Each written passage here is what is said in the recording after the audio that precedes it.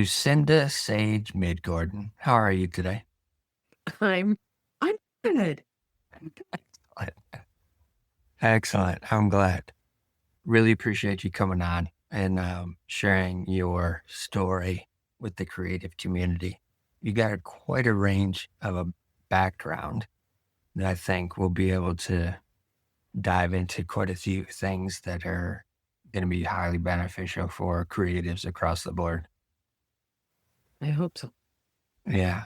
Before we go ahead and start off, let me give a brief introduction here for you so the audience has a feel for who you are and some of the things that you've done.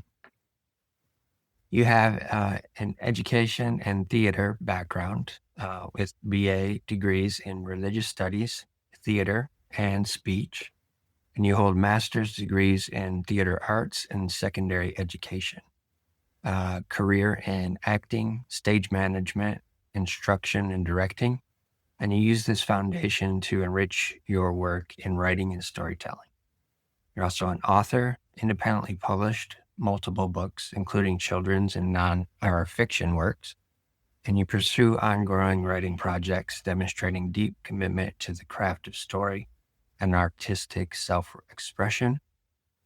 You initiated a YouTube channel, Classic Cinema with the Sage Sisters, engaging audiences through analysis of classic films to reveal narrative lessons and inspire creative thinking across mediums. You're a podcaster where you developed and host the podcast Story Power, where you interview creatives and explore how storytelling shapes lives and art. You're also a blogger, founded the blog and platform Sage Woman Chronicles, which centers on the intersections of arts, spirituality, and life, and has produced consistent content around creative recovery and inspiration. That's quite a bit. I'm old. Well, I would venture to say you're probably not as old as you might feel. I think sometimes we look at age and don't realize potentially how much extra time we still have of life if we're looking at it in quarterly scenarios. Yes, and I suppose that's true. My family died in their 80s and 90s. My dad was the only one who died young, fairly Yeah. young. He was 74, Oh, wow. Okay. but he had heart disease. So, yeah. Gotcha. But all of his siblings died in their 90s. So, Oh, so you got plenty of time. and my mom was 91 when she died. So, yeah. Nice. My mom's mom, my grandmother, she died at 95. So Oh, she had quite a yeah. long life. Yeah.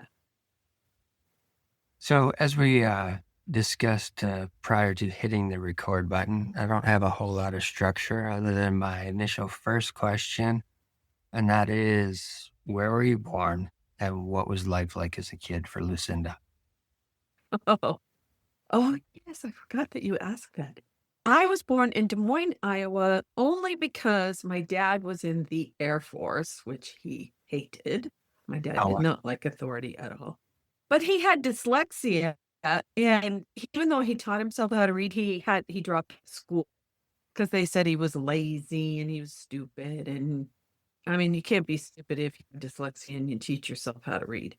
But right. so he needed a trade, and he went to the Air Force so he could learn how to be a machinist and a mechanic. So he worked on the airplanes during the Korean War. He Okay. was here in the States the whole time. And my dad's oldest brother, who was a pilot in World War II, was a doctor. And so actually, my dad and mom lived in Belleville, Illinois, but my mom went up to Des Moines where my Uncle Joe was practicing, and he's the one who delivered me, my Uncle Joe. Um, and my grandparents lived in Des Moines too at the same time. So when my brother was born and after my dad got out of the Air Force, we moved back to Portland, Oregon, where mom and dad had met and married. Okay. And we lived there from I was 3, I think, when we moved there. And we lived there until I was 10. When the older of my two younger sisters was born. There was 8 years between my brother and the older of the two younger sisters. And there's 13 years between me and the sister that I do the classic cinema with the Sage sisters Okay. channel with. Her name is Celeste. And so we lived there until I was 10. And then my dad was working at Freightliner. I don't know if you know that Yeah. truck company. He was building trucks. That's what he was doing in Portland. And then for some reason, and I don't know why, we moved to the Washington side of the Columbia River across from the Dalles, Oregon. And we lived in this little like trailer. It had 2 or 3 bedrooms, but it was really, a single wide Yeah. trailer on some property. And I think we went there because of church reasons. My dad was going to be a pastor at the um, local little group of church members. I grew up in the church it's actually the Supreme Court said it was the original church that Joseph Smith created, but Okay. but its headquarters is in Independence, Missouri. But I don't belong to that church anymore, and none of us go to the church anymore. But he was a lay minister, so he had to work, and he was a minister. And my mom really helped him with that because she could type 100 words on a manual typewriter. And so, she would type up his sermons and she would help him with when they had to go visit somebody at their home, that kind of stuff. So, since I was the oldest, I got to take care of the kids while they were gone. But so then we lived there until I finished 7th grade. So it's 5th grade to 7th grade. We lived there. And then we moved to Goldendale, Washington, which is a little farther east and away from the river a little bit. And we lived there until for 1 year. I was in 8th grade that year. And that's when my sister Celeste was born. She was born in Goldendale. And then we moved to Wilbur, Washington, which is even farther east. Okay. And it's in the wheat country, wheat farming. And at that time, it happened to be the largest wheat producing county in the whole United States. Oh, wow. So when I moved there, uh, that was the only place I felt like I was bullied of all the places that I lived. We were Oh, there for 2 years. And then, well, I mean, they had all grown up together, and here comes this new person. And, we moved. I went to 2 different high schools. So we moved at the beginning of my junior year to south of Spokane, Washington. okay. So we moved all the way from practically the ocean to right before the Rocky Mountains begin. And so that was a much nicer school. I liked that school better. I was accepted better at that school. Gotcha. But fortunately for me in Wilbur, the principal of that school was my 7th grade principal way back in Lisle. And so he got wind of all the bullying, and something happened. I was really stupid. There were some Native American girls who probably boys too, who went to our school. And I said something stupid in the locker room. I was just trying to figure out something about them, and they overheard me. And so they ambushed me one day in class, at math class. Everybody must have known because nobody was in class except for me and them. Yeah. So when we got dragged to the principal's office, it was not very good for them because he knew me already. Uh, And everybody got wind of it. Oh, the principal knows her. We can't bully her anymore. So that's when the bullying stopped, was because oh yeah, he knows who she is. Okay. He's going to be interesting. watching her. Yeah. Because, I mean, some really stupid things happened. But they're just kids. So after that, I graduated in 1971, and I went off on a year-long church thing. It was sort of like the Peace Corps, is modeled after the Peace Corps. And I was For a year, I was a teacher's aide at Martin Luther King Jr. Elementary School in Portland, Oregon, with about 5 or 6 other people. We were all Okay. a team.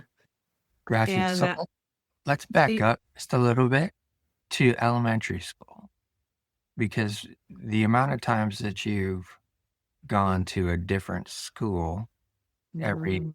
couple of years, I imagine that was a bit disruptive in terms of how you were navigating friendships, getting along, different things like that. Were you one of those students who were shy sitting in the back of the class, or were you more interested in what was going on and wanted to sit up towards the front? I think I sat in the middle. I Okay. am an introvert, but one thing I learned when we moved to Dallasport, it's not called Dallasport anymore, but yeah, when I went to fifth grade at that school, fifth and sixth there, and then seventh grade, I went to Lyle Yeah. on the bus. I I learned to do this in each of the school. I kind of perfected it as we moved. I would sit back and look at and see how things worked in that school, Okay. and then how can I fit in there? Got you. Yeah. And yeah, which I guess I was thrown a little bit when I went to Wilbur, and nothing I did mattered at first. I mean, I was trying to do that. I was trying to sit back and say, okay, how do things work at this high school? Um, and so that was a really valuable skill, but it was also difficult for Got me you. to move because I would make friends at the school and then we'd move. Right. So, I don't have not any school friends from elementary or middle school or high school that I Wow. keep in contact with. I have none, none. Okay. Because once, I think it was about 2 years or three. It's about 2 or 3 years after I graduated from high school. No, I guess it was 2 years after I got home from the service corps that and we moved again. Okay. So, and dad said, don't stay here because he didn't like the church. The church people were very conservative. My dad was not Okay. conservative. And we were not treated very well. My dad would get hate mail Oh, from wow. from the church members. I'm the one who remembers that because I'm the oldest. Yeah. And things happened like usually they would have like a celebration for all the seniors who were graduating. Well, it happened that I was the only senior the year that I was graduating, and they decided, oh, we're not going to have a celebration for Lucinda because she's the only one. My mom was livid. So dad didn't want me to stay there because of what was going on with the church people. And Yeah. he finally got the job. Well, I won't say it was the job of his dreams, but it was the job that was of his dreams in terms of how much it paid. He got the job at the Bremerton shipyards Okay. as a machinist. And then later he went to Keyport. This was when I was at college. He got transferred to Keyport and worked at the Trident submarine base. Mm. And he was highly creative because while he was there, he created a tool that they needed to help build the submarines. Yeah. Yeah, Bremerton, I was only there for like 9 months, and I had before mom and dad were going to move to Bremerton, I had signed up for college in Spokane. Okay. And so I withdrew, and then mom and dad put enough money together for my first year at Graceland, which is in southern Iowa, and it's a church-sponsored school. And it's a private school, so it was pretty expensive. But they paid for my first year there. My brother was already there because he had worked and gotten money for to get put himself through school. And he also was it his first or second year there, I think he got married. And she was a teacher. So yeah. So I got there in 75. I was 22, a little bit older than all the other students. Yeah. Although I had because of my dad, my theology was different than everybody else's. And I thought differently than everybody else because of all the movie night, which I'll go into later. But, the movie nights that my mom and dad instituted to help us learn about what it means to be a human being and, what do you do with your emotions and all that kind of thing. Right. And man, I'm telling you, some of these 18-year-olds were spouting stuff that I thought 50-year-olds would talk about. It's very weird to me. And my first semester, I signed up to be a music major because I had a fairly nice singing voice, but I couldn't read music very well. But I didn't know what I wanted to do. So I said, oh, I'll just declare that as my major and then I'll see. But that first semester, I took Introduction to Religion and I was hooked Mm. because it was all about stories. Yeah. Stories from the Bible, stories from how religions how did Islam get started? How did, what about these Hindu gods, Right. Right. that kind of thing, you Yeah. know? And so, the next semester I switched majors, which I got bullied in college more than I did in high school, I just realized. Because I was a woman, it was 1970s, women in hardly any religions were ministers. And so there were this group of about 3 or 4 young men that would I call it attacking. They would accost me at lunch and dinner and thump their Bible and quote to me from the Bible that I needed to change my major. And in my head, I'm thinking, if you knew how the Bible was put together and where the books came from stuff, you'd be shocked. Yeah. And if I could have, I would have said F you, but I was a very nice girl and I didn't swear back then. And so, I just let him. In fact, I blocked most of it out. I have no idea how long it went on. Finally, they got the idea I wasn't going to change my major and they left me alone. But my second year at college was really difficult because, right, sometimes all of your belief system, you got to take it out and look at it. Mhm. Well, I was doing that when I was taking my religion classes. And not only that, more than one person told me this. This young man I think he was from Ethiopia. He and I were in a class together and we were leaving class and he goes, are you always going to belong to the church? And I said, yeah. And he goes, why? I said, well, all my family belongs to the church. That's probably why. And I said, why are you asking me that? He goes, you do not think like anybody else in that class. And I'm like, really? What do you mean by that? But it's not the first time. I mean, that was the first time, but other people have said that to me. I don't think like anybody else. Right. Um, Even in theater, when I was taking playwriting classes, we were supposed to keep little journals. And the teacher handed me my journal back at the end of the semester and said, nobody else's journal is like your journal. Nice. And I was like, really? Because I was writing what I thought and felt about things that were going on around me. Right. Nobody else did that. So it's not the first time that people have told me, you don't think like anybody else. And at first I thought, oh, that's kind of a bad thing. And then as I got older, I went, oh, no, that's not a bad thing. Do you attribute a lot of that due to having to navigate going from school to school potentially and figuring out early on that you needed to be observant to begin with to figure out what was happening so you could try to fit in? And I think from my perspective, that would cause you to start thinking for real differently than most people Yeah. because you're trying to navigate the whole scenario. Yeah. Because I had to do it every couple of years. Yeah, right. Well, that is one aspect of it. Another aspect of it is the whole movie night thing, because when we would watch the movies, we had commercials. And so during the commercial, my dad would say, okay, now what did you think about what just happened? Okay. And what do you think is going to happen next? And then he would ask questions about which one was your favorite character? Well, why was that your favorite character?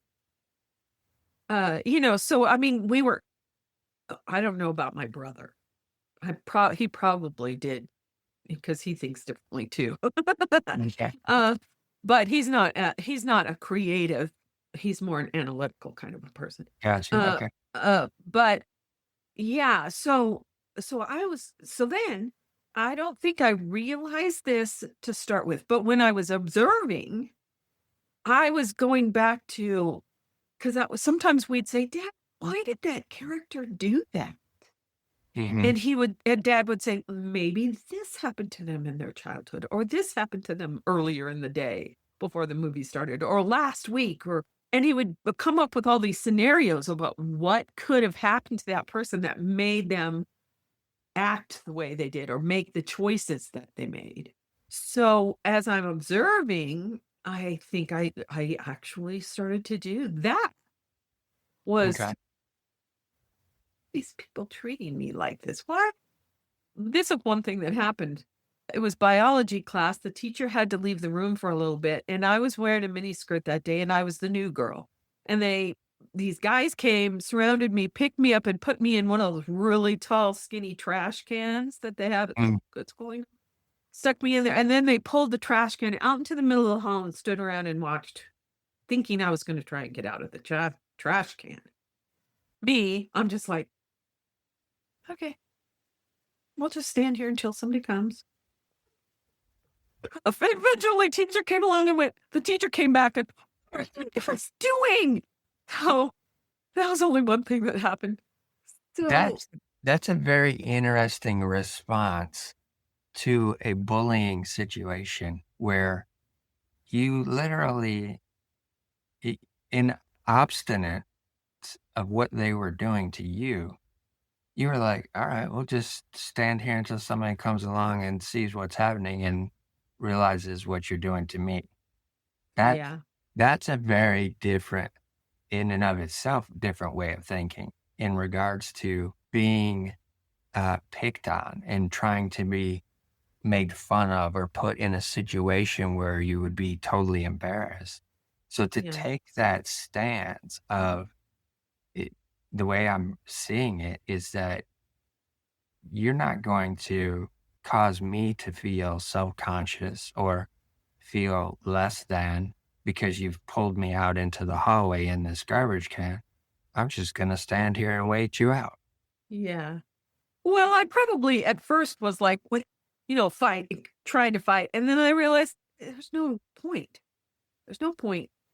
And, I was kind of ticked off at the guys. Sure. So I wasn't gonna cry. I wasn't gonna do, you know.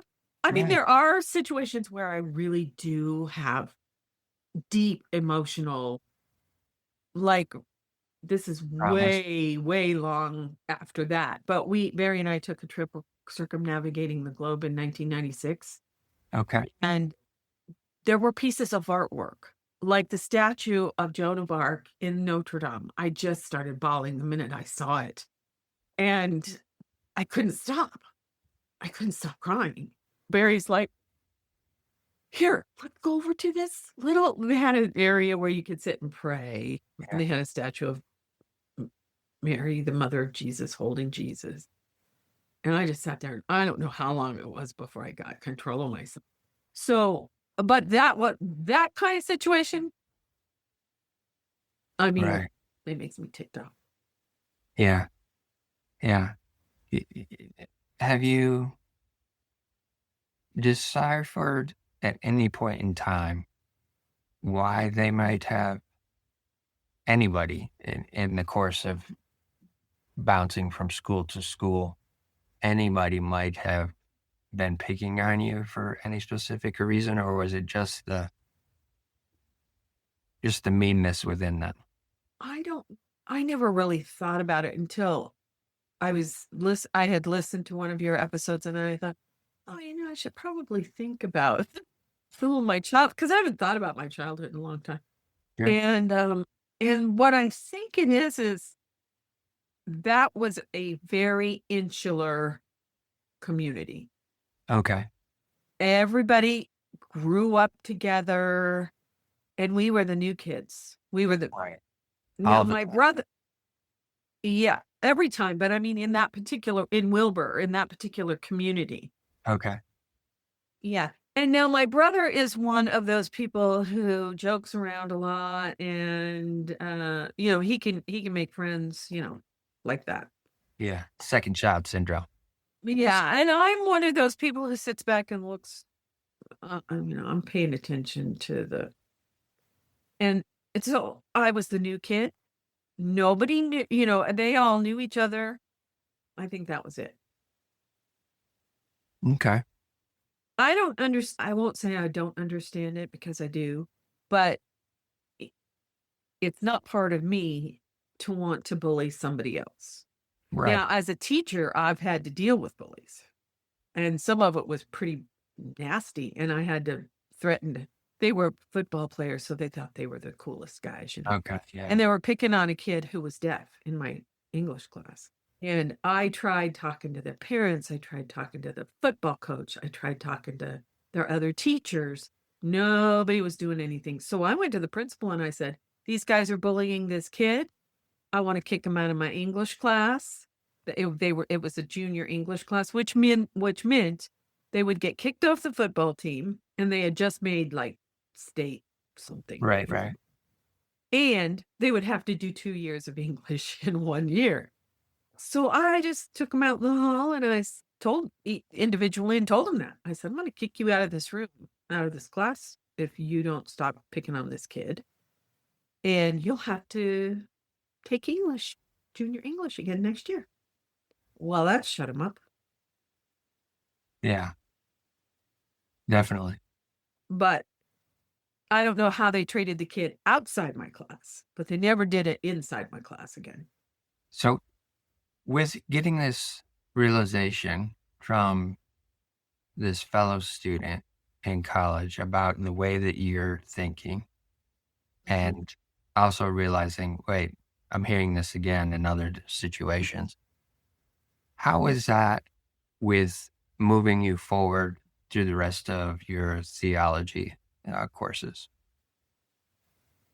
I was the only woman in the program. I forgot to say that. Okay. Um, so I love taking all the classes. Some of, first level classes, there were other women in the classes, but I was the only other declared major. And so by the time I got to sophomore and then junior and senior year, it was me and all the guys. Yeah. And so one of the things I had to learn how to do was think and talk like a guy. Okay. That was one thing. Now, they were not disrespectful to me. It was my classmates were not disrespectful to me. It wasn't them, it was other people who thought that they knew what God wanted, I Right. guess. Yeah. Anyway, so yeah, so one another thing I had to do, well, I didn't not all the classes were theology, but when I was taking ethics, theology classes, I had 1 or 2 of those. Man, I would have to read those 50 pages or however 100 pages more than once between classes so that I could understand what they were talking about. Because, it's all intellectual stuff. And it's not that I'm stupid intellectually, but I'm more of a feeling person, Okay. emotional person. Yeah. So, how did these concepts translate to, the emotional connection to God? Yeah. I'm with you. So, I don't remember really having any difficulty in the classes. I mean, I passed all the classes. I might have even got A's in all the classes. I can't remember. But I did have a really great mentor who passed away recently, unfortunately. And he is the one who said, because my second year in college there was a whole bunch going on I was getting harassed and some other stuff was going on. And he said, at the end of the semester, he said, "Go buy a notebook and start writing," which was like the best thing anybody could have ever said. And then in the summer, I had gone home to Bremerton, and I was taking a couple of classes at Olympic Community College, and one of them happened to be interpersonal relations, Okay. taught by one of the theater instructors there. Now, I don't know what made him say this to me because it's an interpersonal communications class, but at one point he said to me, "Have you ever thought of getting involved in theater?" And I went, "Well, I tried out for some plays in high school, but I didn't get a part. Uh, well, you might wanna try that when you go back to college in the fall." Yeah. So I did. I tried out for a play, didn't get a part, but I did get to run it was a musical because it was the homecoming play. Okay. I got to run the spotlight, and I was accepted by that group of people, the theater Yeah. people. So I tried out for the next play, which was Shakespeare. What was I thinking? The first play I ever got a part in was Shakespeare. And that's how I met my husband. He's 6 years younger than I am, so he was a freshman. Mm, And, and I'm a junior. I was a junior, an old junior, and I loved it. So I got involved with the theater troupe, but I also started taking classes. Like I took the crossover class, Shakespeare, you could get English credit or theater credit, for it, or okay. maybe you could get both. And I took some other classes, some other theater classes while I was finishing my religious studies. Yeah. So when I'm waiting for him to graduate with his art degree, I finished the theater degree. Wow. That's interesting. I understand the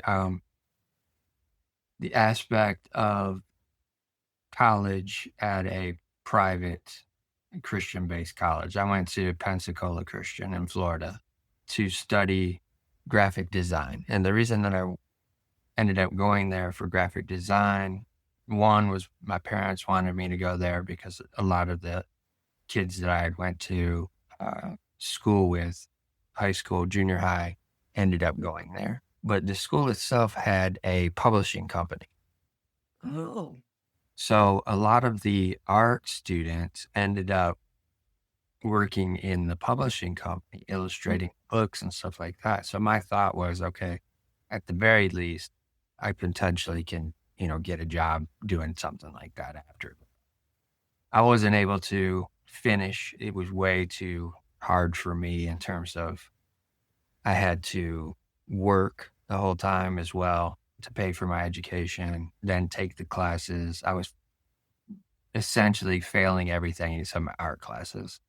And wasn't going to be able to pay again to take all of that stuff over right. just to get a degree. So I ended up dropping out eventually. But I understand the dynamics of being in those environments where you've got a good portion of the student body that's studying the theology and, you know, going to school to become ministers or missionaries or different things like that. And when you don't think like that because you have a different internal sense of what God in that relationship is between Mhm. us as humans, um, it doesn't always allow for a comfort zone to build up for you in that Yeah, environment. So I yeah, get it, definitely get it. yeah. Once you realize that, oh wow, this theater group is a lot more accepting of me and what might seem to be more like a community environment. Mhm. How did that make you feel in terms of realizing, I think I'm going to transition into this? Actually, when I was going through those classes and when I was working with that group, Yeah. it was like what you said. And I do have to say that Graceland's a liberal arts college, so it has a lot of different degrees. It's not just the Okay. minister. It's not Yeah. just Yeah. but yeah, they were great. They accepted me and I got to do lots of different things. I also had a work study thing. So at one point I worked with Howard as his assistant, and then later I worked with Celia in the theater later, when I graduated with my religious studies, and I was just doing theater. I worked with Celia, helping her with, sewing costumes and whatever she needed, but I was also sometimes in the plays, Okay. um, and, or for one time I was her assistant, like her the it wasn't really called stage manager, but it was sorta like a stage manager role. Excuse me. Okay. I have to move. And then, I just did various jobs, and we all built the sets and, so those 2 things, though, I forgot to say, the journaling and the being in theater are kind of what helped me go, "Oh," because for like, several months, I was, "Why is this happening to me?" I was complaining and whining Yeah. Yeah. in my journal. And finally, one day, I wrote, what am I supposed to be learning from this?" Mm, Well, I got answers to that, because the "why is this happening to me?" That's not a useful question, really. right. But what I'm supposed to be learning from this is I was supposed to be learning how to love myself. That was the first thing that came to me. Oh, wow. And I was like, "Oh, oh, okay." So, but the theater people kind of, how sometimes you need someone to be on your side so that you can see Oh, for yourself in a new way. That's yeah. what was going on in the theater, was those people actually saw me, Yeah. instead of, "This is who you should be. This is what you should be doing." Some of the other people that I was encountering in college were telling me that. You wouldn't be telling me that if you knew who I was. So that was the thing, that those 2 things together really helped me kind of go in a kind of a new trajectory. And actually, it was when I was a junior that Barry came, so I wasn't in Shakespeare that year. Well, anyway, whenever it was. And meeting him, and we had this, like, group of people that we associated with. We'd go to the pizza shack together, or we'd go to the theater, to the play, to a movie together, or we'd have a game night together. Because Okay. at one point I realized I was 25 by then, and oh, I'm probably never going to get married. S- I was only 20. But yeah, and then Barry was part of that group, and then one day we realized, oh, mm, we there's something there between us. And so, at first, I thought he was a really great guy, but he's too young. He's too young. We were also in choir together. Okay. Yeah, right behind me in choir. Oh, wow. And yeah, so we did plays together. We were in choir together, and we were in this group together. And yeah, so that's when things started to go in a new direction, was the theater and writing in my journal, and asking, what am I supposed to be learning from this? Which is a really great, I ask that a lot. Okay, why? What? I'm having this experience. What am I supposed to be learning from this? Yeah. And did that answer your question? Yeah, absolutely. That in and of itself is a powerful change in the way of thinking about what you're experiencing. Mhm. What am I supposed to learn versus why is this happening?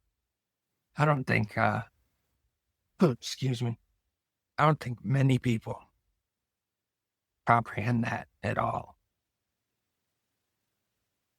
Yeah. Don't, it, it's always what is happening to me? Why is this happening to me? Not what Yeah. am I supposed to learn. That thought process right there, that's a huge shift, especially based off of everything that you've dealt with, which is very interesting. I don't think I knew this quote way back then, but I think Einstein is maybe the one who said, you have to decide, do you live in a friendly universe or a hostile universe?" Okay. And so when I asked myself, what am I supposed to be learning from this? I think I said, maybe not everything. the universe maybe is not against me. Maybe there's something else going on. And then, but that lesson took a long time really to totally sink in until I was in my 30s, and I was getting my master's in theater at that time. Barry and I had moved to Portland, Oregon after we Okay. got married. And somebody handed me or said, "You need to read the book The Road Less Traveled by M. Scott Peck." And so I went and bought it. And the first sentence is, "Life is difficult." And it was like,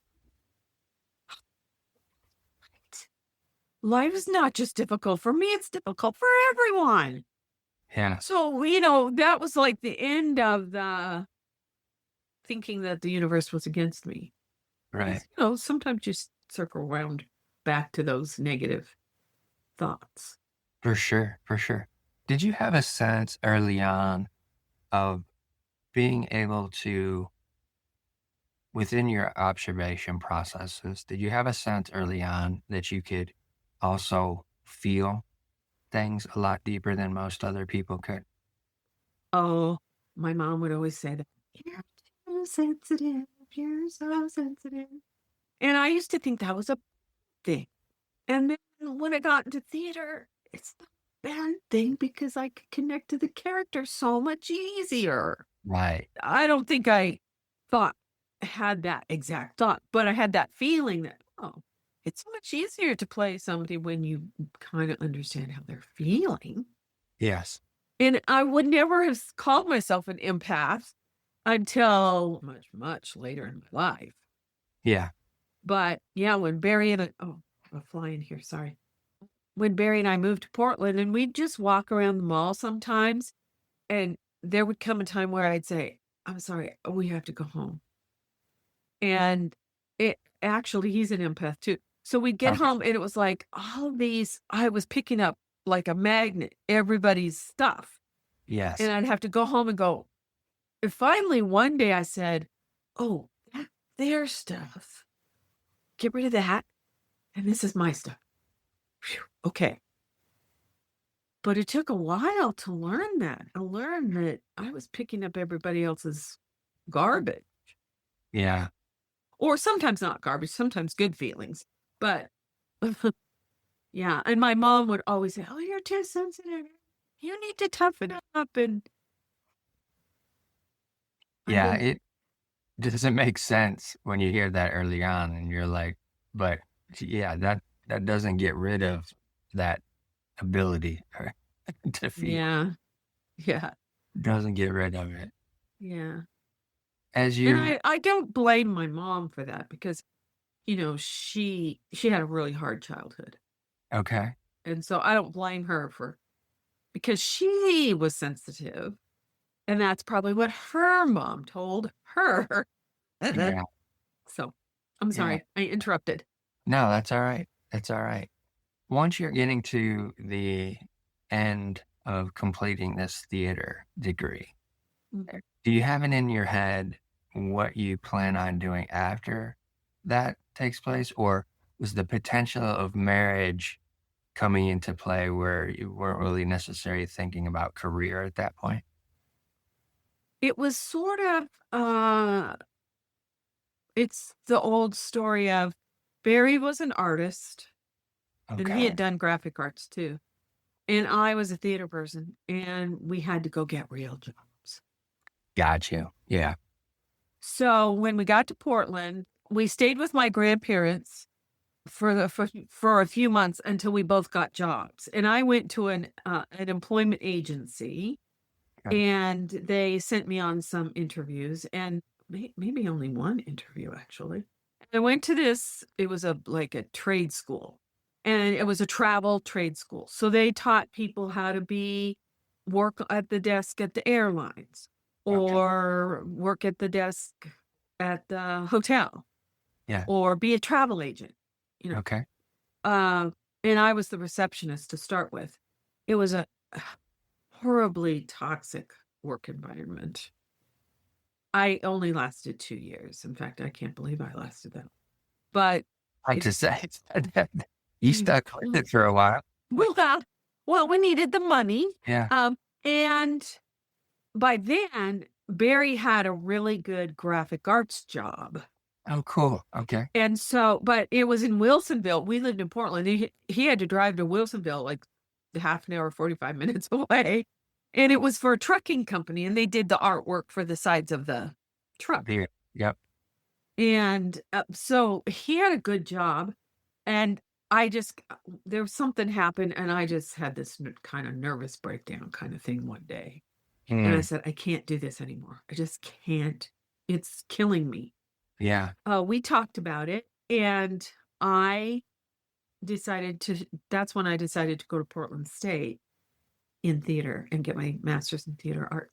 And I had a job there too.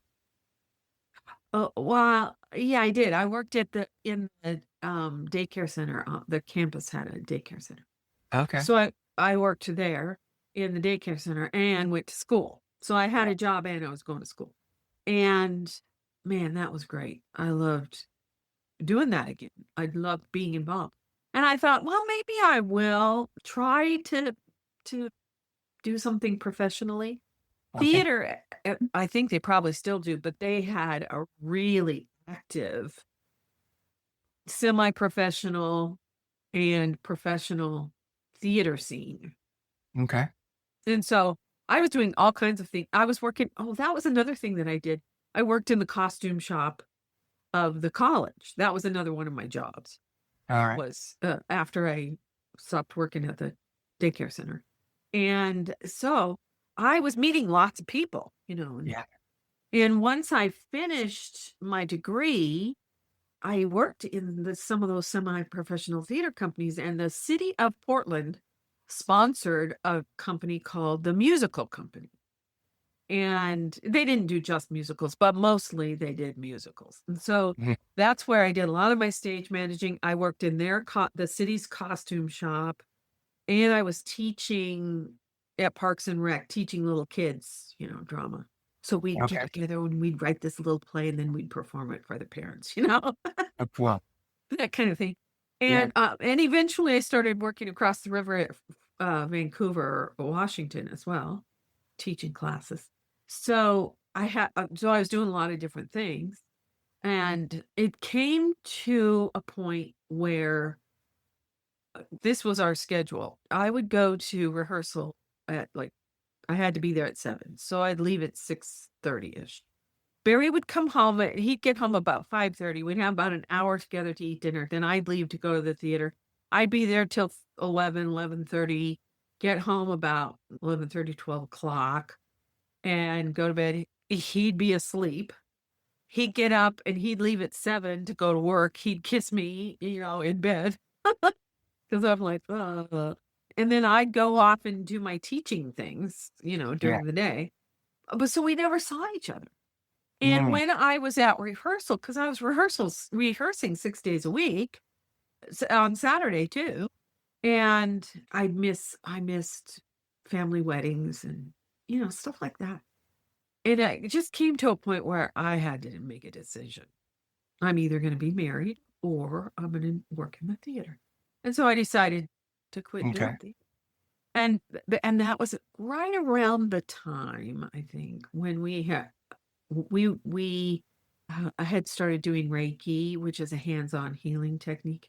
And we had left the church and we were going to this big mega new thought church.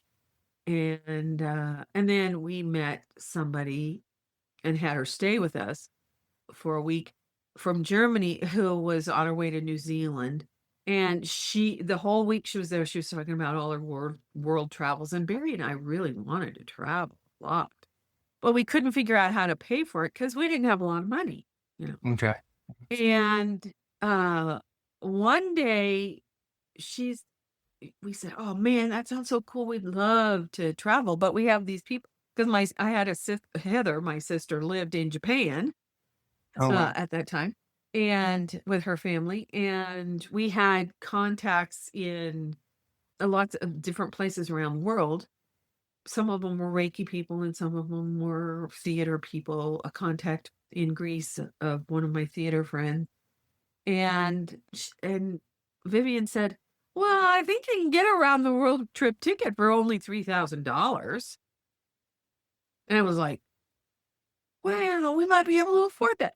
So this one day, I'm taking Barry to the beach for his birthday.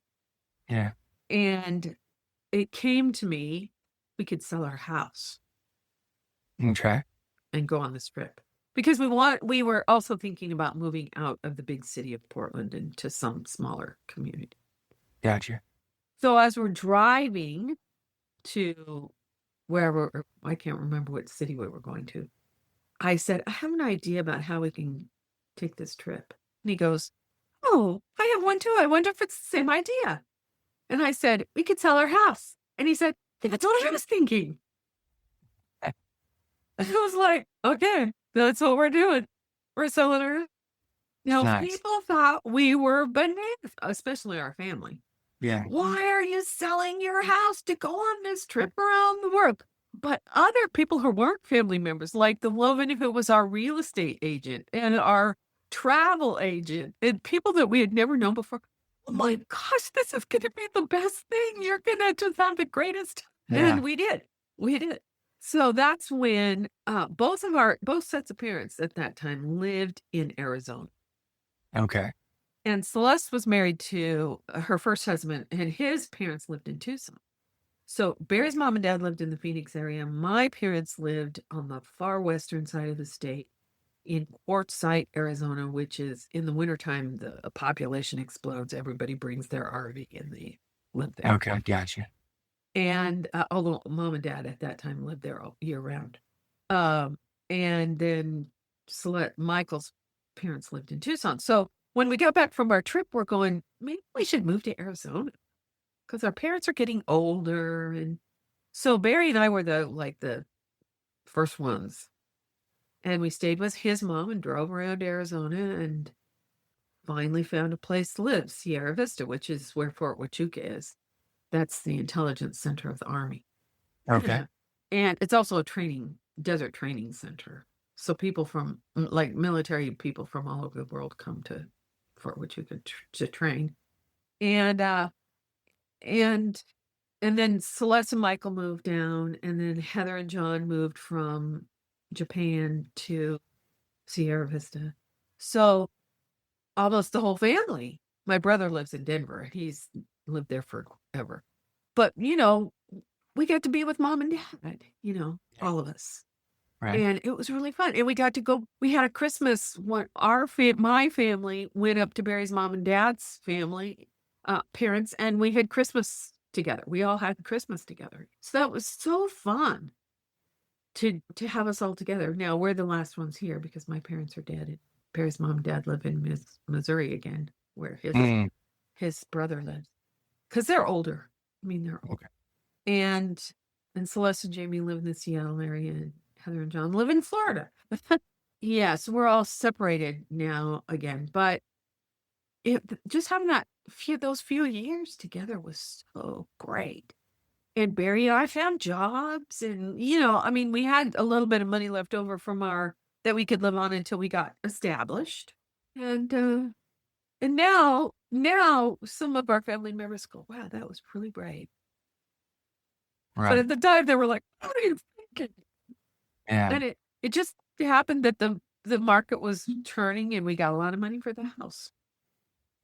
On that trip, did you start to see things from your observant self that was spurring some creative thought or ideas within yourself at all? Because Well, traveling abroad, there's a whole lot of history and culture across the yeah, world. yeah, yeah. Because we started our travels in the United States because I have a cousin who lives in Vermont, and his parents were both alive at that time. And it was my dad's sister. And David still lives in Vermont, even though both of his parents are gone.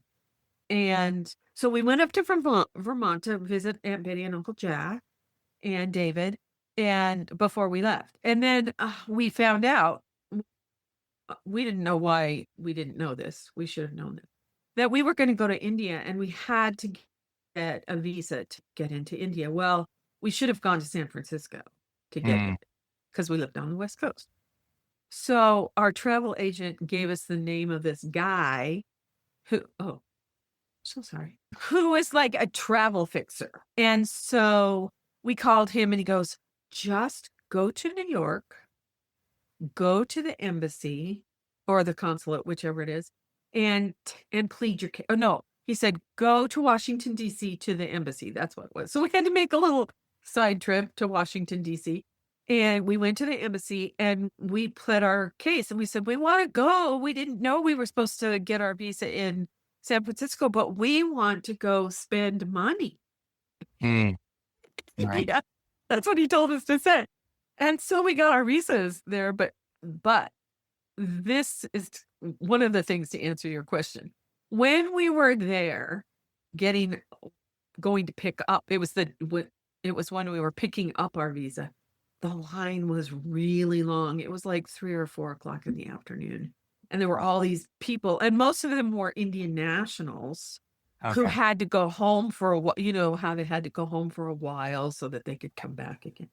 And they were all complaining about how long it was taking. And did these people who worked at the embassy know that bureaucracy could be done a whole lot better? I mean, they've been living in the United States, and the United people in the United States do bureaucracy better than anybody else.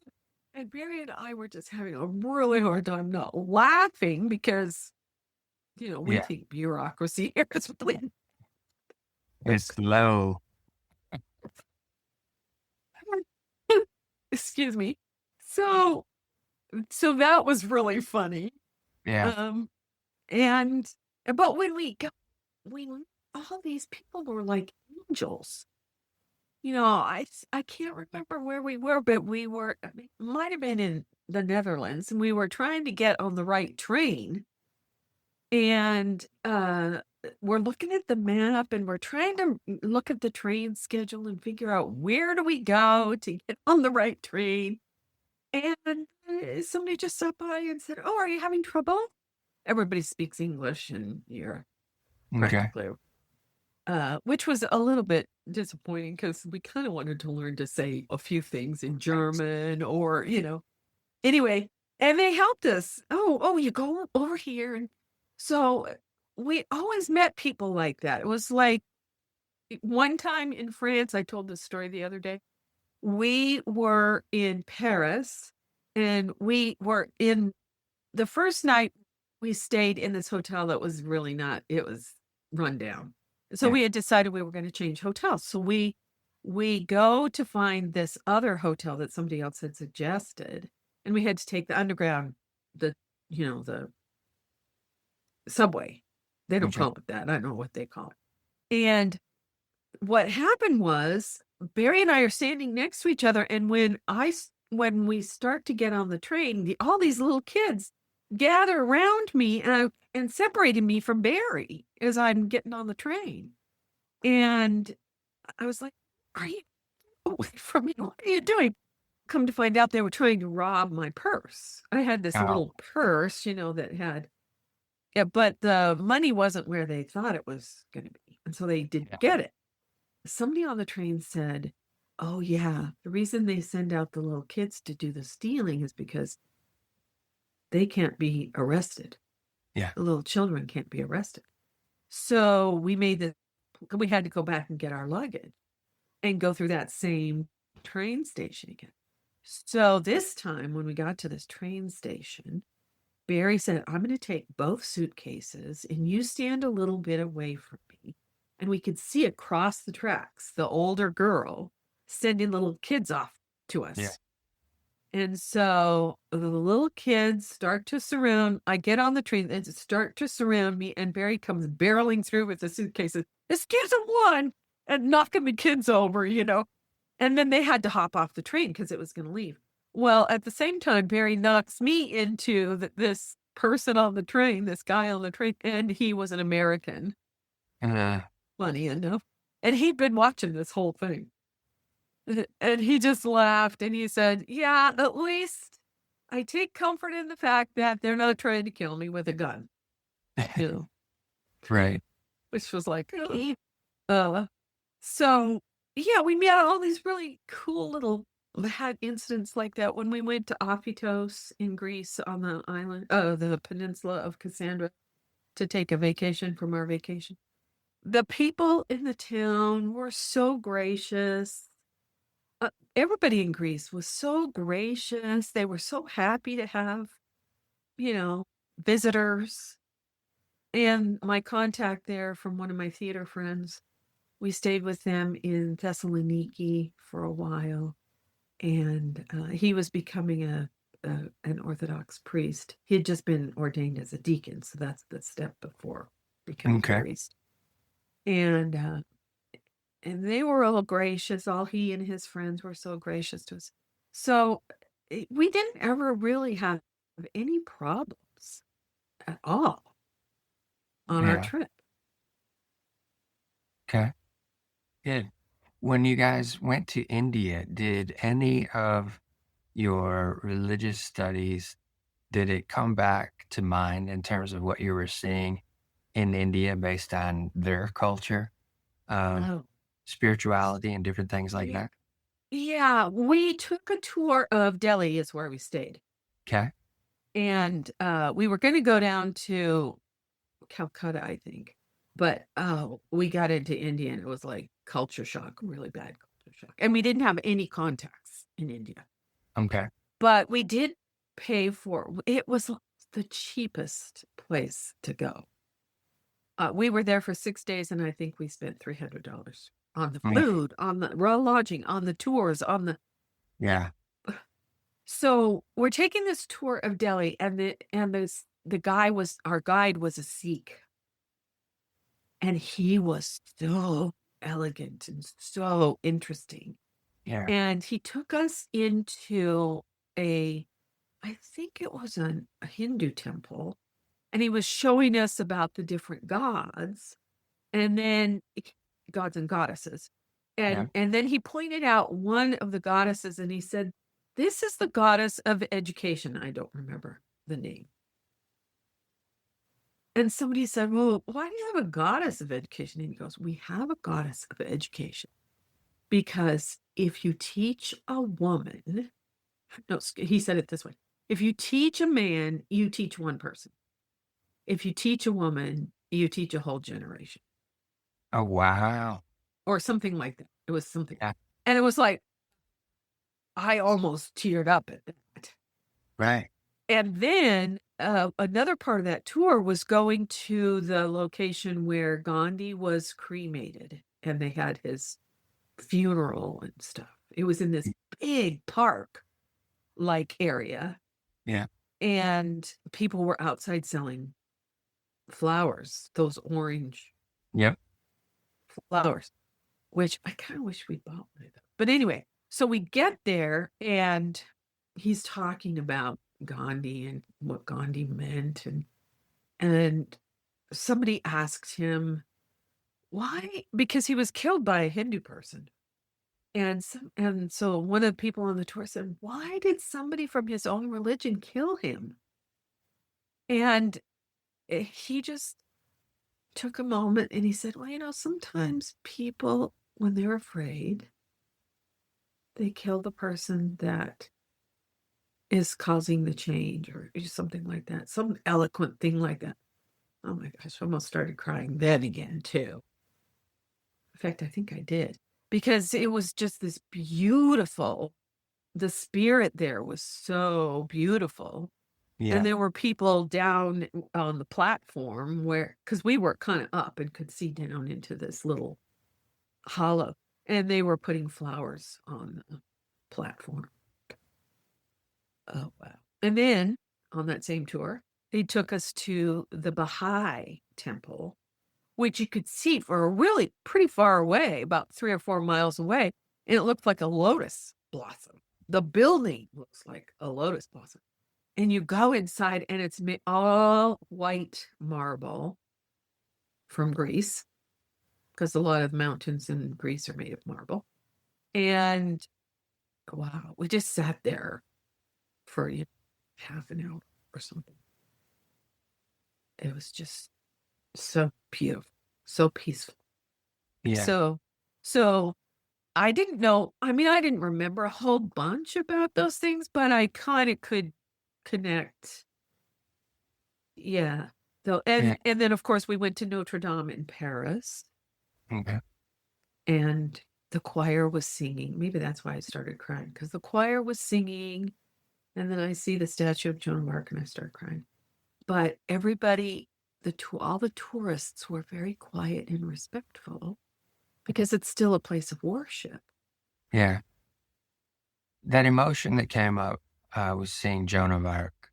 Was that an emotion of remembrance within you of something, or was that an emotion of connection to the woman that she was in terms of fearlessness and courage, different things like that? I have wondered why I started crying immediately when I saw it. I don't. Okay. But yes, I do admire her because she was courageous. Yeah. Yeah. I mean, she was one of those people that, okay, God's telling me to do this, and so I'm doing it. But yeah, I don't know if there was a connection. I mean, I am not the family genealogist. My brother is. And we Okay. do have some really interesting connections, but I'm not, and we do have some French ancestors, Gotcha. but I'm not sure we were connected family wise to her. Okay. So where I was going with it is from the perspective of what many in India think, as well as, you're doing Reiki work, you're working with energy, you understand the elements of that and Oh, yeah. potential lifetimes of existence Mm, that come into. yeah. I I have only done a past life regression once, and uh, she didn't come up. Okay. And I mean, I suppose someday I might do it again, but I'm living in the now Yeah. No, as totally get. much as I can. So a lot of times, somebody will say, "Do you remember when blah blah blah happened?" I go, "No, it's because I didn't think I needed that info and I jettisoned it." Yeah. Yeah, I get it. Um, Totally get it. yeah, I Okay. really don't know why I started, because the same thing happened when we went to the Amsterdam to the Vince Van Gogh Museum. Yeah. And I go around this corner and there's this little, I mean, it was only about this big picture. And it was like a table and, it was just furniture, no people in it. Yeah. And the minute I see it, it's like something shot off that and went straight into my chest. And I went, whoa, what was that? And I go, look, Picasso. Uh, yeah.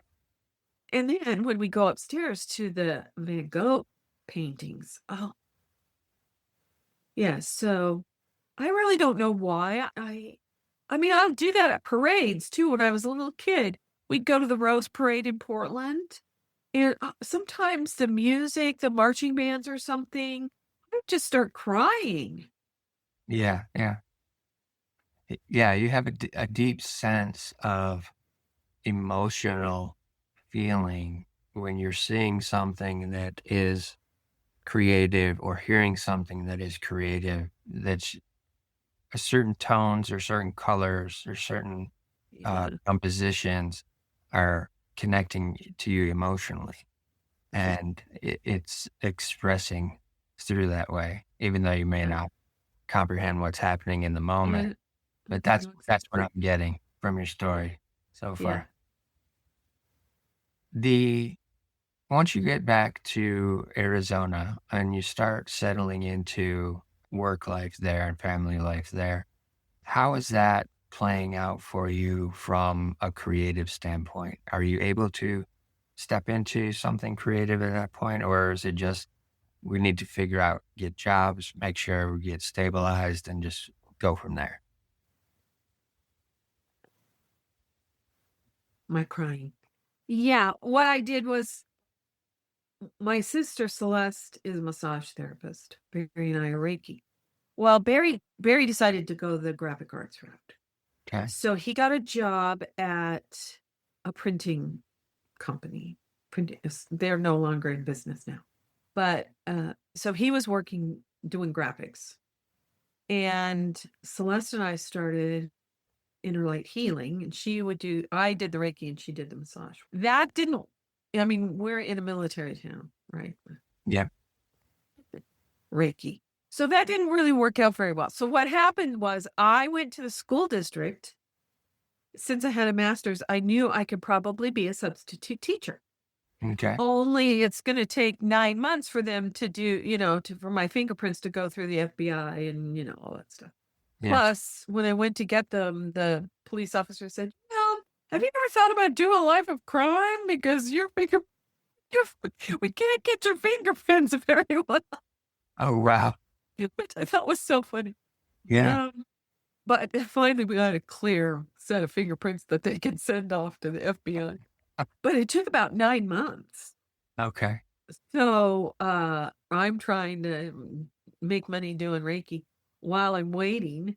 And then once I got to be a substitute teacher, I told him after a couple of times doing middle school and elementary school, I was approaching 50 by then. And I was exhausted at the end of the day. Plus, middle school. Ugh. Yeah. So I did have to teach 1 year of middle school when I went to Douglas. But so I said, I will just substitute at the high school, which they were like, yeah, because nobody wanted to substitute at high school. But you Right. can have conversations with high school kids. And I remember one day one of the kids go, because it's a large school, 2,000 kids or more in this small town, but it's a feeder school. So, kids can come from Tombstone or Bisbee to go to that high school. And so I'm walking through the hall one day and, oh, there's the cool substitute. Nice.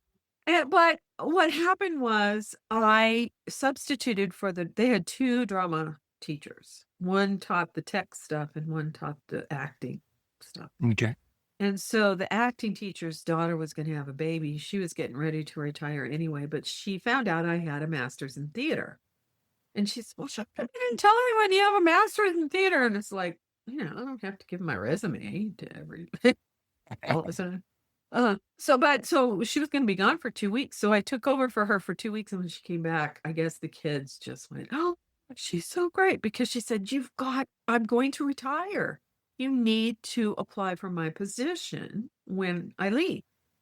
So I did. And Arizona has this thing where, or at least they used to, where you could work on an emergency certification for 2 years while you're getting your education degree and your Okay. certificate. So I was teaching full time. I was directing plays. I was going to school full time. Wow. Deadly situation. Combination. Yeah. Plus there were only 2 of us who applied for that position. And the woman who was my competition, I knew none of this history. Her father was a band teacher, and he had had a terrible injury. And so he wasn't teaching band anymore, but he was managing their theater, which Okay. was a very large venue, and organizations in town could rent it out. Like Dolores, whatever her name was, she had a dance studio, and they would have 2 or 3 times a year, they would have their dance recitals at that theater. Okay. And so he wanted his daughter to have my job. So I'm so busy, I'm not paying attention. This is one time I'm not observing what's going on. He's working behind the scenes to make it look like I was a really bad teacher. Oh, wow. And so his daughter could have that job. I get my certificate, and I'm just about ready to start my 3rd year of teaching there, and they booted me out. Oh, Okay. and gave her the job, which she didn't have her teaching certificate. So I, this is one time I sort of stood up for myself. So I got a job in Douglas, which is an hour away. It's a border town. And I was teaching English, but it was the first year I was teaching seventh grade, which never wanted to do that again. But then I got hired for the next 4 years at the I was teaching English at the high school.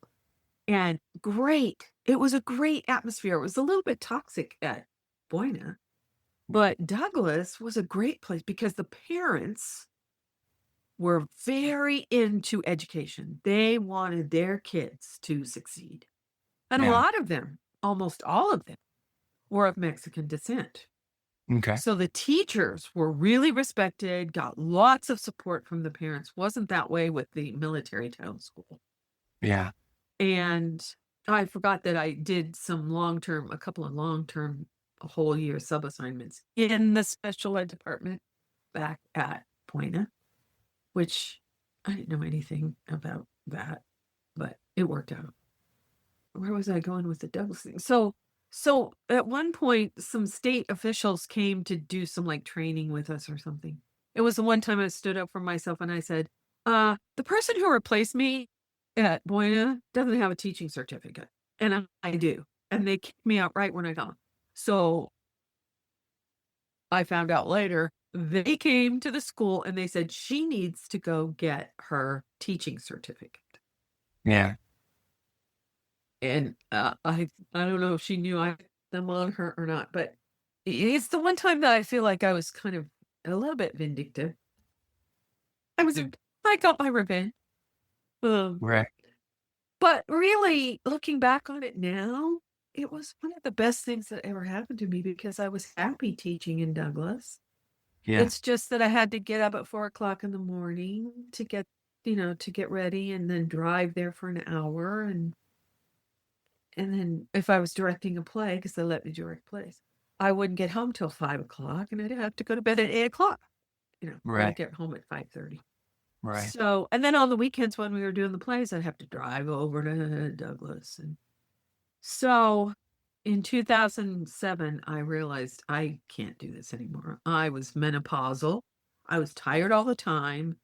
It was too much stress.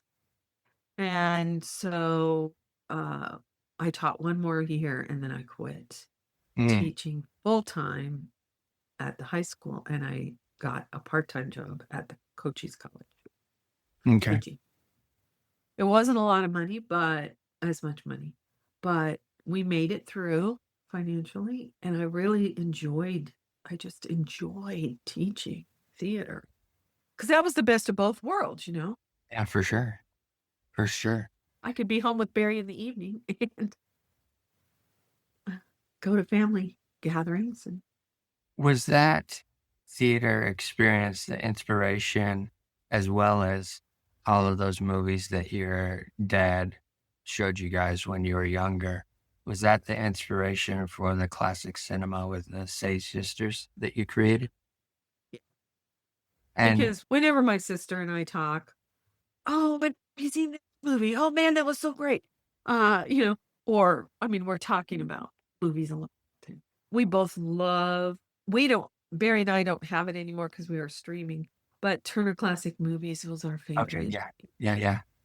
favorite station, and I still follow them on YouTube and watch their little shorts and stuff.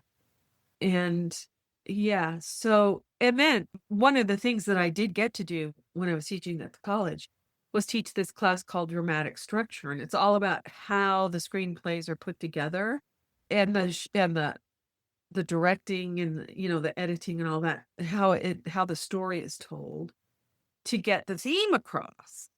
Yeah. That was my favorite class of all the classes I've ever taught. That was my favorite class to teach. And so after about, let's see, Story Power was about 4.5 years or 5.5 years old now, but I think it was about 4 years old, 4.5 years old when I got the idea to start the classic cinema with the Sage sisters. I had to talk Celeste into it because she wasn't sure she wanted to do it.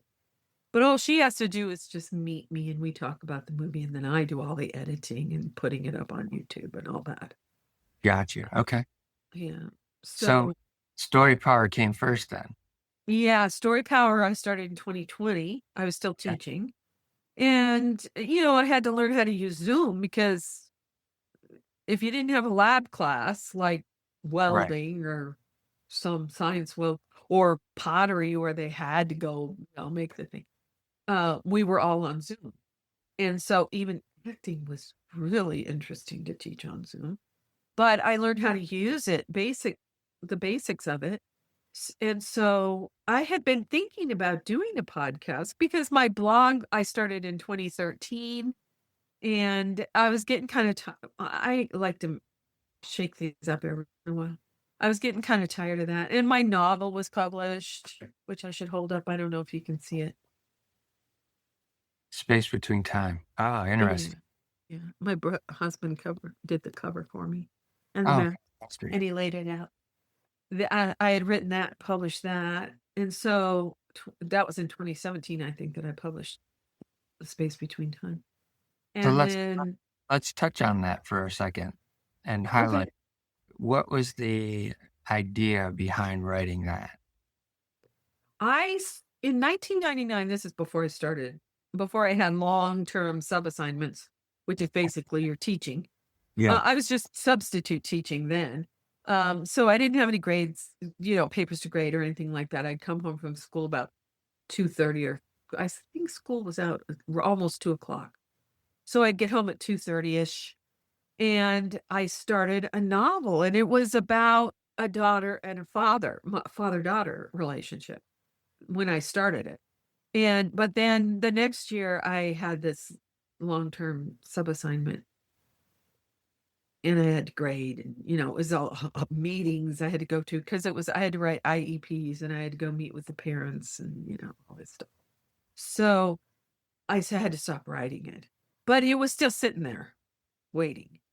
And so when I quit teaching, I wanted to write a memoir at first, in 2008, but it was not time. It just wasn't time to write that. I started it, but it was like really bad. So that's when I started the blog. I said, I need to learn how to write, practice writing, because I'd never really taken any creative writing classes or anything like that. Yeah. I took lots of literature classes, but no creative writing. Uh, so then eventually the idea, that story I started way back in 1999. And Barry helped me pull it out of the archives. And of course, once I started writing it, it became something very different. Yeah. It became a two timeline story. And the woman in the past is the three times great grandmother of the woman in the present. Oh, wow. And it all takes place in Oregon. Well, okay, I take it back. Morgan starts in Vermont and she goes on the Oregon Trail to, Okay. and it's 1859, which is the year that Oregon became a state. So she Yeah. goes, so it's California and Oregon, and then there's this big territory, and then all the states. Mhm. And so Morgan is going to be the teacher of this gold rush town. And the person who invited she and her father was a student of her father's, who her father was a Unitarian minister and he was a theologian and he had written books that were used in universities and ministerial programs and stuff. And so, but he got sick and died. Well, she had one living relative. It was her mother's sister who was married to this really rich guy in Boston. And she wanted Morgan to come and marry a rich guy in Yeah. Boston. That, Morgan wasn't having any of that. So her friends helped her escape her aunt. And so she met some really wonderful people who helped her along the way. And part of the reason why I wrote that part is because I am an Oregon Trail descendant. Okay. And so I learned a lot about the Oregon Trail, about the wagon trains and how many wagons and how many people and where did they supply, what rivers did they have to ford, you know, stuff like that. And all the accidents that could happen, possibly happen. Now, Jenna in the present is, she works in the publishing company. She would love to be a writer, but, you can't make a living being a writer. You know how that goes. So she's an editor at a publishing company. And this one particular, the book opens with, it's 5 o'clock in the morning. Her fiance breaks off their engagement. And so she's upset already when she gets to work. And then the police call from Roseburg, where her mother lives. Roseburg is in southern Oregon. Her mother's been in a terrible car accident. She needs to come right because she Mm. might not survive. Now it's a like 3.5 or 4 hour drive from Portland down to Roseburg.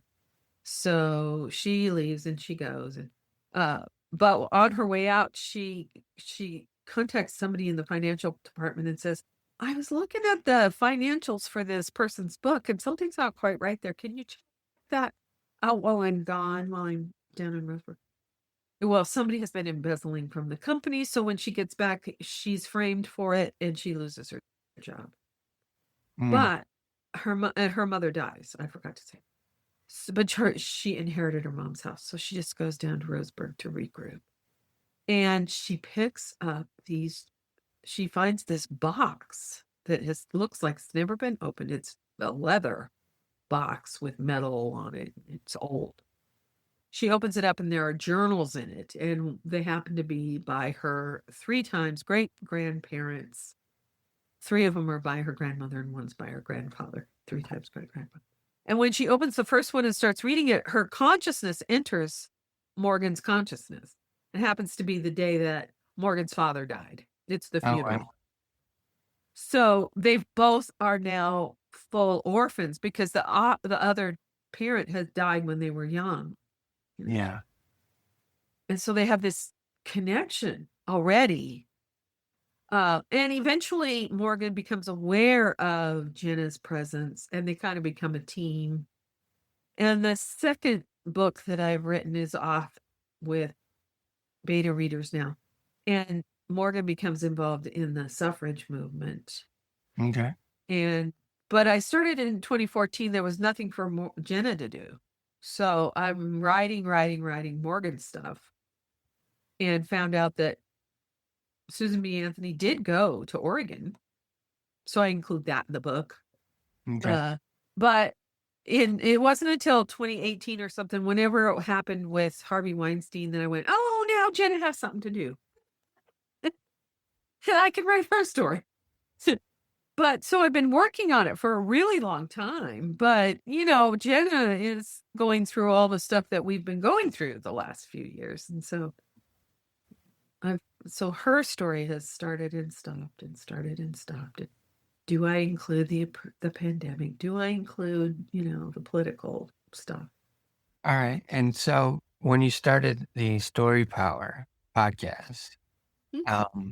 what was the intent behind that? Was it for expressing storytelling as a creative and how that can relate throughout their lives and different things like that? Yeah. I had been listening to a podcast called What Should I Read Next with Ann Bogle, and I love that podcast. I don't Okay. listen to it anymore, but I loved it. But it didn't say anything about movies. I loved the whole book thing Yeah. because I'm an avid reader too. I'm like a serial reader. I quit Okay. one book and I start another one right away. It wasn't always like that. It didn't become like that until I was in high school. But yeah, it's like a chain smoker. I'm a chain reader. So but I wanted something that included movies because I was enjoying teaching this dramatic structure class. Yeah. And it was always amazing to me the things that the students would notice about a movie that I had never thought of before. Like, one of the movies, it's really super long, and I only showed it once, I think, because it's like 3 hours. It's Cloud Atlas. I don't know if you know that Yep, movie. And I it's have. based on a book with 6 timelines, and the way they intertwine the timelines in the movie is just so fantastic. Because Yeah. in the book, it's just one timeline, and then it stops, and sometimes it stops in the middle of a sentence, and then it goes to the next timeline. Well, you can't structure a movie that way. But one of my students said each of the timelines is a different genre. One of them's science fiction, one of them's dystopian, one of them's historical, And I went, oh my gosh, I never thought of that. Or, yeah. Right. So whenever a student would say something that I'd never thought of before, it was always really great. I loved it.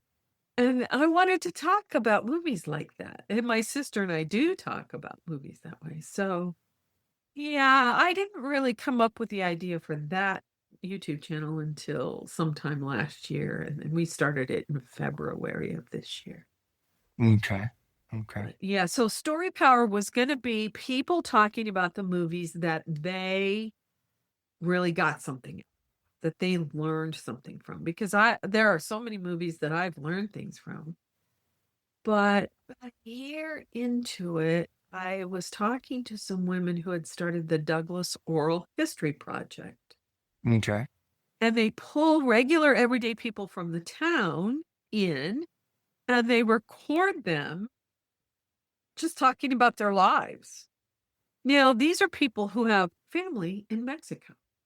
Yeah. And so some of them were old enough where they could relate things that had happened when the Mexicans and the United States were having a War. war, Yep. and Douglas was part of that war, and Mm. so their family owned a business, and you can still see the bullet holes in the building. Oh, wow. And it was really interesting to me too that the people would say, "Oh, my life's not very interesting," and these women said these people would start talking about their lives, and they were so interesting.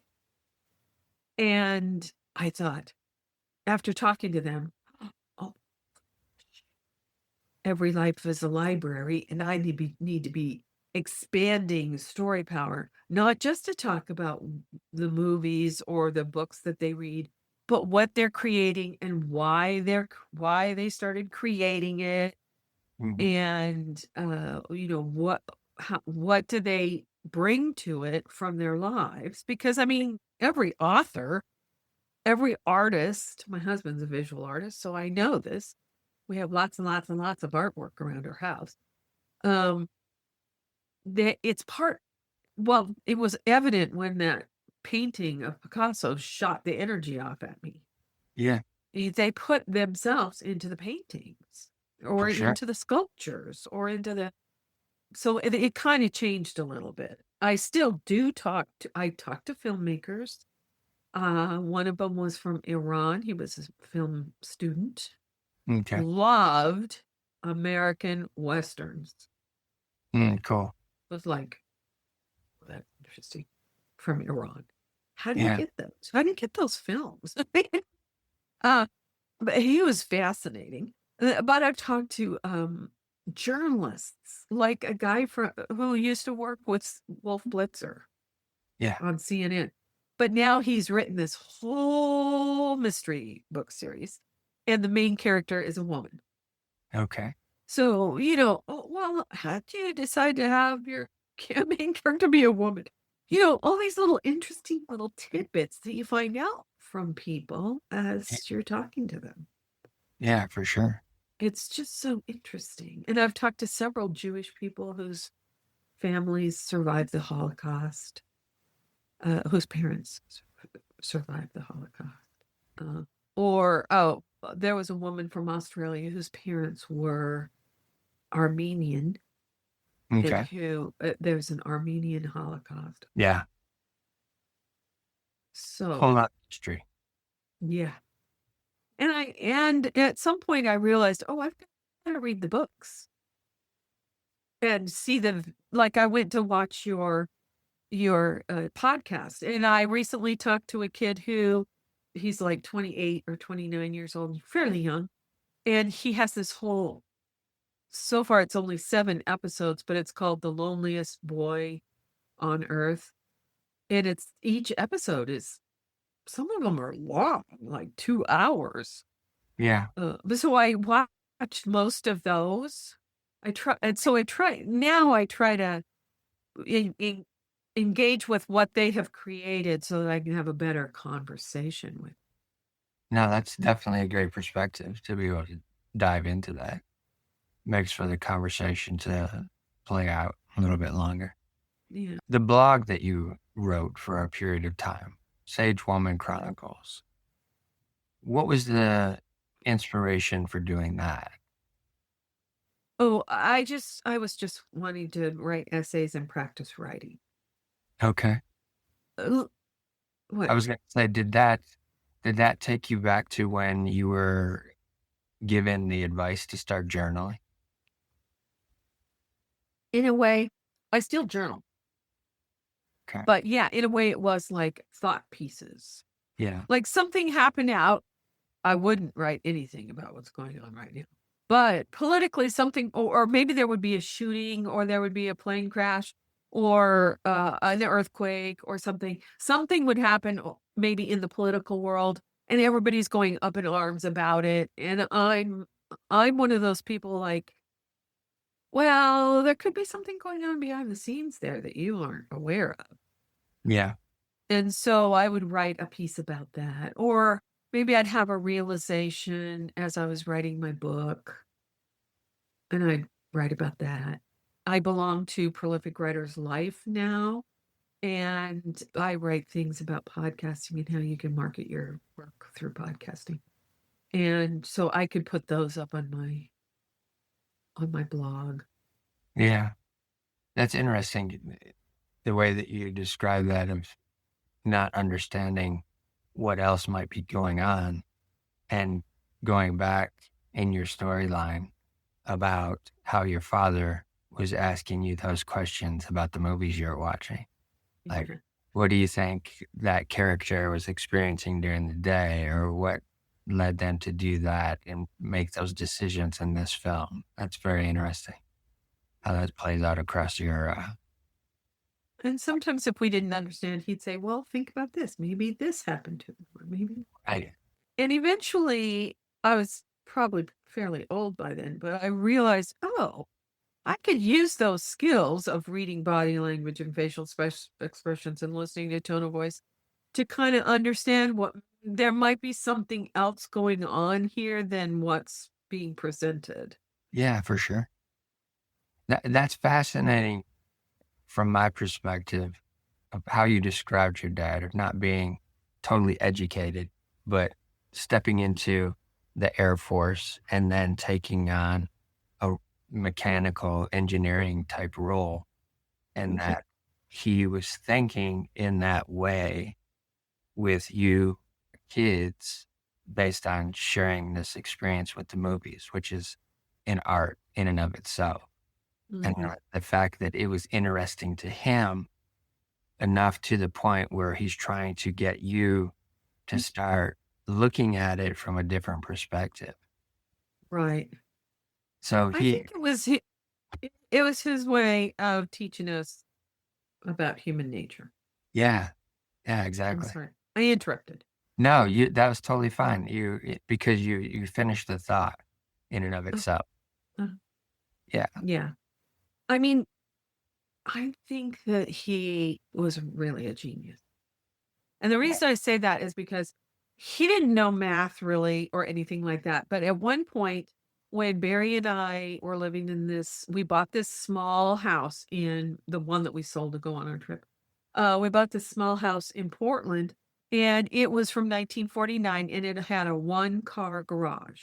And it wasn't very large. It was maybe 1,000 square feet, or between 800 and 1,000 square feet. Had 2 bedrooms, a living room, kitchen, dining room, and 1 bathroom. Mm. Well, Barry and I wanted to have, because in the 1980s, he was working at the where I told you where they did the decals for and he was being sent to learn how to use the graphics programs on the Mac. Hmm. So we were going to buy a Mac, but we needed a home office. And so my dad and mom drove up from Arizona and stayed in their motorhome. And dad and I, for the most part, because Barry was working and I was home, remodeled the garage and Okay. made it into an office space. Gotcha. And, there would be times when my dad would be looking up at something that needed to be measured exactly, but he didn't know the equation for how to, you know, but he would figure it out. I didn't know the math either. I'm terrible at math, but he would figure it out and it would be perfect. And he was one of those people who was very quiet, but we'd be at church gatherings or something, and he'd start to say something and everybody would shut up. Right. It was like that old commercial where somebody says something and everybody else shuts up. And they would listen to it. He read a lot of books, and they were mostly history books or books about the founding fathers or church books. He didn't read a lot of nonfiction. I mean, he read a lot of nonfiction, but not a lot of fiction. It Right. was mostly things that he wanted to know. He wanted to know everything, so he'd come home, watch the news. And I remember we're watching the news during the Vietnam War and during the civil rights things. And commentators would say something, and my dad would go, "Now, wait a minute. You didn't think about this." He's talking to the TV. Yeah. And so that just kind of became a way of life for us because he was always questioning everything. Yeah. That's fascinating for me that he was able to excel in that environment of uh, the Air Force and then, carry that across to the rest of his life of doing things differently just because his perception was different, right? Because you mentioned that he was dyslexic. So the way that his brain is functioning is completely different than most Mm. people. And Yeah, I didn't know that he was dyslexic until I was getting my master's of education, and I asked him about it, and he said, "I'm looking at the letters, and they're all a jumble. yeah, And then if I sit there long enough, they start to go into place." interesting. Very fascinating. Very fascinating. The spiritual elements of everything that you've done, starting out in religious studies and getting a degree in that, and then over the course of the years, transitioning more into creative type work and environments. How has that spirituality played out for you across time and the creative ventures that you've tapped into? It started when I was baptized, or Okay. actually the day that I was confirmed. Because in the church, when you're 8 in the church that I grew up in, you can join the church. So you can be baptized, and then the next Sunday you have a confirmation where Okay. the ministers place their hands on your head. Well, my dad and this other minister confirmed me. My dad baptized me. But we didn't have a church of our own, so we're in the like VFW hall or something. That's where we met for church. And I sit down in the chair, and dad and this other minister, I can't remember his name right now, put their hands, well, they put a little bit of oil on my head. And then they put their hands on my head and said this prayer. The minute they put the oil and put their hands on my head, I my silly little 8-year-old self said, "Okay, I'll do anything you want me to do. I'll help you out. I'll help you out, whatever you need me to do." And I felt this rush of warmth, and like my heart was like had a door and it opened up. And so when I opened my eyes, it was like the colors were brighter. I couldn't necessarily see auras, but I could kind of feel the auras of the people, you know? I can't really see them, but I can feel them. And it was like, "Oh, this is kind of fun." You know, so, I started having conversations with God, Okay. and they really when it really stepped up when I was a junior and senior in high school, these conversations that I was having and experiences that I was having. And so that was part of studying religious studies, was not just the stories, but what's okay, these people are trying to explain their experiences with God. I want to know more about that, you know. Yeah. And so then when Barry and I moved to Portland and we were going to a church that was fairly liberal. I mean, a congregation that was fairly liberal. And then unfortunately, the church sent a minister for this. It was a weird jurisdiction.